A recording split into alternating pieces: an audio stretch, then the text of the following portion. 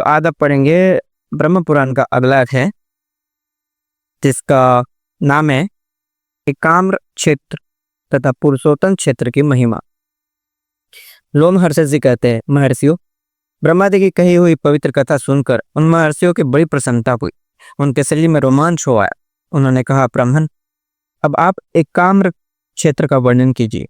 ब्रह्मा जी बोले, मुनिवरों, वह क्षेत्र सब पापों को हरने वाला, पवित्र एवं परम दुर्लभ है। मैं उसका संक्षेप में वर्णन करूंगा, सुनो।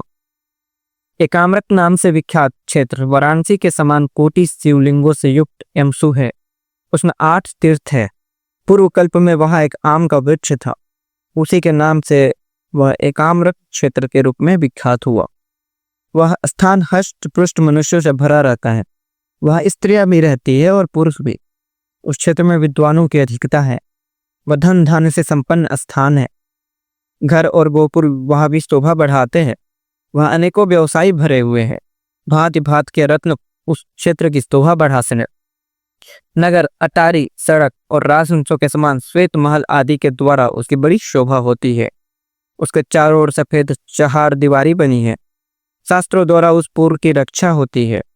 अनेकों खाइयों से वह क्षेत्र अलंकृत है। वह प्रतिदिन उत्सव का आनंद छाया रहता है। नाना प्रकार के बाजों की ध्वनि सुनाई पड़ती है। चहर दीवारी और बगीचों से युक्त अनेक दिव्य देव मंदिर सब और उस क्षेत्र की शोभा बढ़ाते हैं। वहां के ब्राह्मण, क्षत्रिय, वैश्य तथा शूद्र बड़े धार्मिक है। वे अपने अपने धर्मों में संलग्न रहते हैं। उस क्षेत्र में निर्धन, मूर्ख, दूसरों से द्वेष रखने वाले, रोगी, मदीन, नीच, मायावी, रूपहीन, दुराचारी तथा परद्रोही मनुष्य नहीं है। वहां सर्वत्र सुखपूर्वक सब लोग घूमते फिरते हैं। वह स्थान सब जीवों के लिए सुखद है। वहां नाना प्रकार के पक्षियों का कलरव सुनाई पड़ता है। वहां के उद्यान नंदन वन के समान हम सबके सेवन करने योग्य है। वहां के वृक्ष फूल फलों से भार से चुके रहते हैं और सभी ऋतुओं में उनसे फूल झरते रहते हैं। दीर्घ का, तराक, पुष्करी का, वापी तथा अन्य जलाशय सदा कमल वन से सुशोभित रहते हैं। भांति भांति के वृक्ष, नाना प्रकार के सुंदर कुश तथा अनेक प्रकार के पवित्र जलाशय सब ओर से उस स्थान की शोभा बढ़ाते हैं। उस क्षेत्र में साक्षात भगवान शंकर सब लोगों का हित करने के लिए निवास करते हैं। वे भोग और मोक्ष दोनों के दाता है। इस पृथ्वी पर जितने तीर्थ, नदियां, सरोवर, पुष्करिणी, तराग, वापी, कूप और सागर है, उन सब से पृथक पृथक जल की बूंदे संग्रहित करके देवताओं सहित भगवान शंकर ने उस क्षेत्र के संपूर्ण लोगों को हित के लिए बिंदुसर नामक तीर्थ स्थापित किया। इसलिए वह बिंदुसर के नाम से विख्यात है। अगहन के कृष्ण पक्ष की अष्टमी को तो वहां की यात्रा करता है तथा जो जितेंद्रिय भाव से विषुव योग में श्रद्धा के साथ विधि पूर्वक बिंदु सरोवर में स्नान करके तिल और जल से नाम गोत्र के उच्चारण पूर्वक देवताओं, ऋषियों, मनुष्यों एवं पितरों पर तर्पण करता है, वह अश्वमेध यज्ञ का फल पाता है। जो ग्रहण, विश्वयोग, संक्रांति, अनारंभ, 86, युगादि की तथा अन्य शुभ तिथियों में वह ब्राह्मणों को धन आदि का दान करते हैं, वे अन्य तीर्थों की अपेक्षा 100 गुना फल पाते हैं। जो बिंदु सरोवर के तट पर पितरों को पिंडदान देते हैं, वे इन पितरों की अक्षय तृप्ति का संपादन करते हैं। स्नान के पश्चात मौन जितेंद्रिय भाव से भगवान शंकर के मंदिर में प्रवेश करके उनकी पूजा करें। 3 बार शिव की प्रदक्षिणा करें। घृत और दूध आदि के द्वारा पवित्रता पूर्वक भगवान शंकर को स्नान कराकर उनके सब अंगों में सुगंधित चंदन एवं केशर लगाए। तदनंतर नाना प्रकार के पवित्र पुष्पों तथा बिल्व पत्र, आक और कमल आदि के द्वारा वैदिक तांत्रिक मंत्रों से तथा केवल नाममय मूल मंत्र से गंध, पुष्प, चंदन, धूप, दीप, नैवेद्य, उपहार, स्तुति, दंडवत प्रणाम, मनोहर गीतवाद, नृत्य, जप, नमस्कार, जय शब्द तथा प्रदक्षिणा समर्पण करते हुए महादेव जी का पूजन करें। इस प्रकार देवाधिदेव का विधि पूर्वक पूजन करने वाला पुरुष सब पापों से मुक्त हो शिवलोक में जाता है। जो उत्तम बुद्धि वाले पुरुष वहां हर समय महादेव जी का दर्शन करते हैं, वे भी पाप मुक्त होकर शिवलोक में जाते हैं। भगवान शिव से पश्चिम, पूर्व, दक्षिण, उत्तर चारों ओर 2.5 योजन तक वह क्षेत्र भोग एवं मोक्ष प्रदान करने वाला है। उस उत्तम क्षेत्र में भास्करेश्वर नाम से प्रसिद्ध एक शिवलिंग है।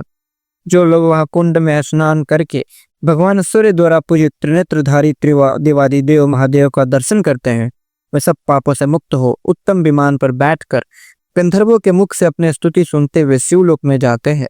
तथा योगियों के घर में वेद वेदांगों के पारंगत सर्वभूत हितकारी श्रेष्ठ द्विज के रूप में उत्पन्न होते हैं। उस समय वे मोक्ष शास्त्र के तात्पर्य को समझने में कुशल और सर्वत्र संबुद्धि होते हैं तथा भगवान शंकर से श्रेष्ठ योग प्राप्त करके भव बंधन से मुक्त पा जाते हैं। द्विजवरों, स्त्री भी श्रद्धापूर्वक वहां भगवान शिव का पूजन करके पूर्वोक्त फल को प्राप्त कर लेती है। मुनिवरों, भगवान महेश्वर अतिरिक्त दूसरा कौन ऐसा है जो उत्तम क्षेत्र के संपूर्ण गुणों का वर्णन कर सके। भगवान शिव का एकाम्रक क्षेत्र वाराणसी के समान शुभ है। जो वहां स्नान करता है वह निश्चय ही मोक्ष प्राप्त कर लेता है। वहां और भी अनेक पवित्र तीर्थ एवं मंदिर है, उनका भी ज्ञान प्राप्त करना चाहिए। समुद्र के उत्तर तट पर उस प्रदेश में एक परम गोपनीय मुक्तिदायक क्षेत्र है जो सब पापों का नाश करने वाला है। वह उस परम दुर्लभ क्षेत्र का विस्तार 10 योजन है। वहां की भूमि पर शक और बालू बिछी हुई है। वह परम पवित्र एवं संपूर्ण कामनाओं को देने वाला है। अशोक, अर्जुन, पुनान, मैलेश्वरी, सरल, कटहल, नारियल, साकू, ताड़, कैच, चंपा, कनेर, आम, बेल, गुलाब, कदम, कचनार, लकूच, नागकेशर, पीपल, चितवन, महुआ, सहजन, शीशम, आंवला, नीम तथा पहेड़ा आदि के वृक्षों से उसकी बड़ी शोभा होती है। वहां पक्षियों के मुख से निकले हुए अत्यंत मधुर कलरव कानों और मनों को बहुत शुद्ध सुख देते हैं। ऊपर बताए हुए वृक्षों के अतिरिक्त अन्य मनोहर पुष्पों, लताओं और भांति भांति के जलाशयों से वह क्षेत्र सुशोभित है।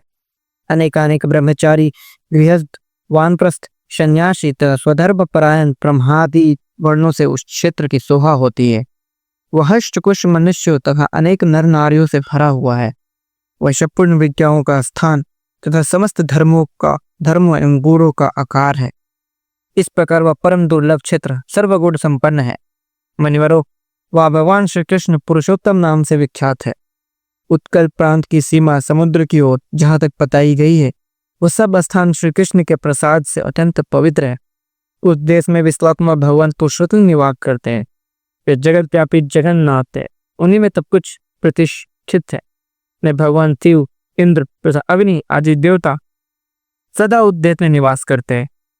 गंधर्व, अप्सरा, पितर, देवता, मनुष्य, यक्ष, विद्याधर, सिद्ध, उत्तम व्रत वाले मुनि, बालकेल्य आदि ऋषि, कश्यप आदि प्रजापति, गरुड़, किन्नर, नाग, अन्यान्य स्वर्गवासी, अंगों सहित चारों वेद, नाना प्रकार के शास्त्र, इतिहास, पुराण, इत्तम दीक्षा वाले यज्ञ, अनेक पवित्र नदियां, पुण्य तीर्थ, मंदिर, समुद्र तथा पर्वत सब उद्देश्य में स्थित है।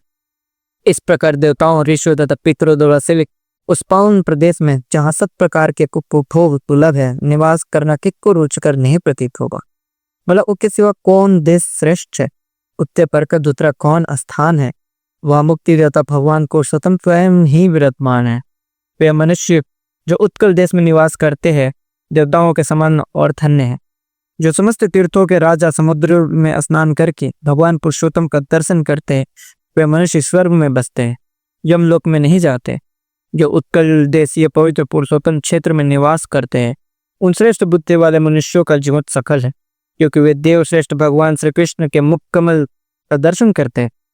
भगवान का मुख कमल तीनों लोगों को आनंद प्रदान करने वाला है। उनके नेत्र प्रसन्न एवं विशाल है। उनकी भौहें, केस तथा मुकुट सुंदर है। कानों में मनोहर कुंडल शोभा पाते हैं। उनकी मुस्कान मनोहर और दंड पंक्ति सुंदर है। वे सुंदर नाक, सुंदर कपोल, सुंदर लाट और उत्तम लक्षणों वाले।